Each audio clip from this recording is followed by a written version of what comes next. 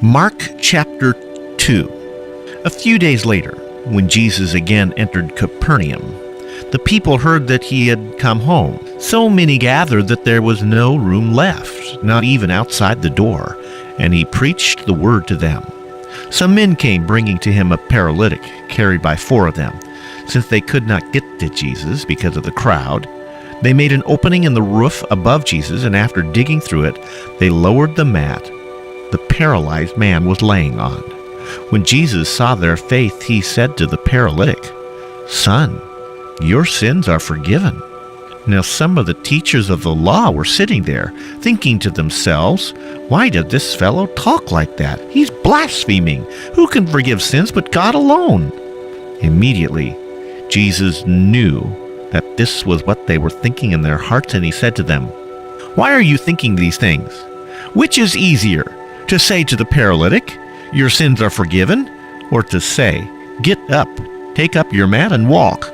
But that you may know that the Son of Man has authority on earth to forgive sins," he said to the paralytic, "I tell you, get up, take your mat and go home." He got up, took his mat, and walked out in full view of them all. This amazed everyone, and they praised God, saying, "We have never seen anything like this." Once again, Jesus went out beside the lake. A large crowd came to him, and he began to teach them. As he walked along, he saw Levi, son of Alphaeus, sitting at the tax collector's booth. "Follow me," Jesus told him, and Levi got up and followed him. While Jesus was having dinner at Levi's house, many tax collectors and sinners were eating with him and his disciples, for there were many who followed him. When the teachers of the law, who were Pharisees, saw him eating with the sinners and tax collectors, they asked his disciples, "Why does he eat with tax collectors and sinners?" On hearing this, Jesus said to them, "It is not the healthy who need a doctor, but the sick. I have come not to call the righteous, but sinners." Now John's disciples and the Pharisees were fasting. Some people came and asked Jesus, "How is it that John's disciples and the Pharisees are fasting, but yours are not?" Jesus answered, "How can the guests of the bridegroom fast while he is still with them? They cannot so long as they have him with them.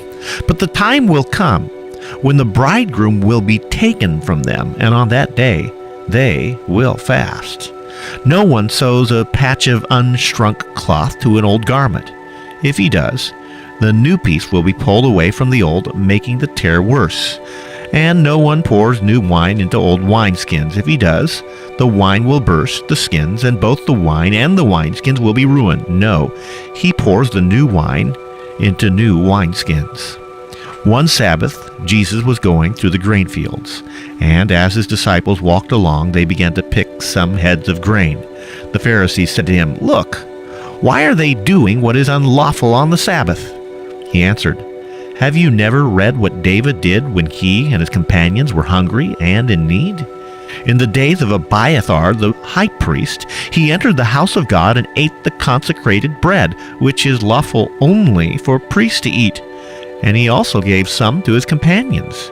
Then he said to them, 'The Sabbath was made for man, not man for the Sabbath.